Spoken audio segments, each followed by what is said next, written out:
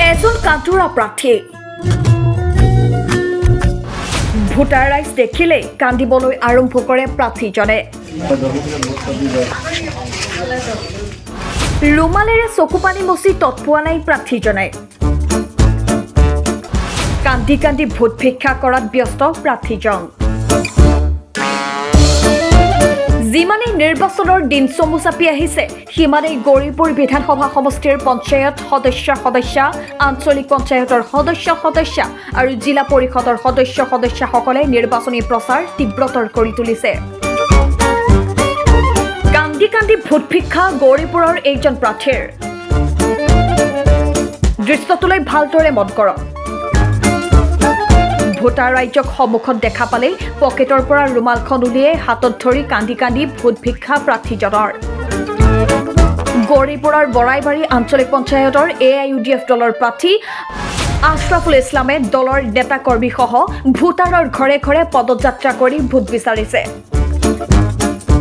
কিন্তু বৰ আৱেগিক প্ৰাৰ্থী আশৰাফুল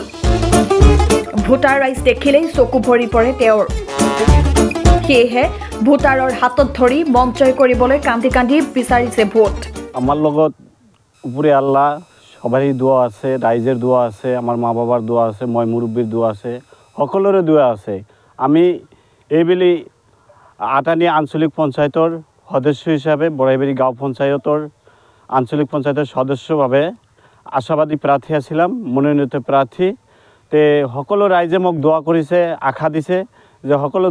দুৱাৰে দুৱাৰে মই ঘূৰি আছোঁ AIUDF দলৰ মই তাৰমানে কথাটো হ'ল আমাৰ লগত ৰাইজ আছে ৰাইজৰ লগত মই মত বিনিময় কৰি আছোঁ ৰাইজৰ দোৱা আশীৰ্বাদ নিয়ে আছোঁ ৰাইজে মই মুৰব্বী আমাক সকলোৱে দোৱা কৰি আছে সেইজনে ৰাইজৰ ঘৰে ঘৰে আমি ভোট ভিক্ষা কৰি আছোঁ হাতত দান পাত্ৰ লৈ ভোট বিচাৰিছে অপিয়াল হকে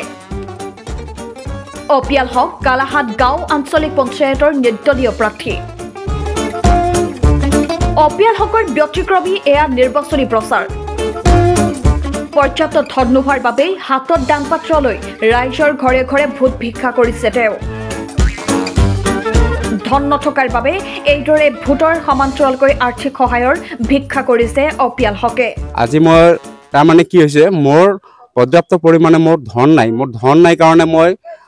ইলেকশ্যনত মই যে প্ৰতিদ্বন্দ্বিতা কৰিম তাৰ কাৰণে মই সক্ৰিয়ভাৱে ৰাইজৰ ওচৰত যাব পৰা নাই আজিলৈকে মই কালাহাট পঞ্চায়তৰ কোনো এখন গাঁৱত এতিয়ালৈকে মই বেলট পেপাৰ পইচাৰ অভাৱত মই এনে মানুহৰ ঘৰে ঘৰে গৈছিলোঁ প্ৰতিজন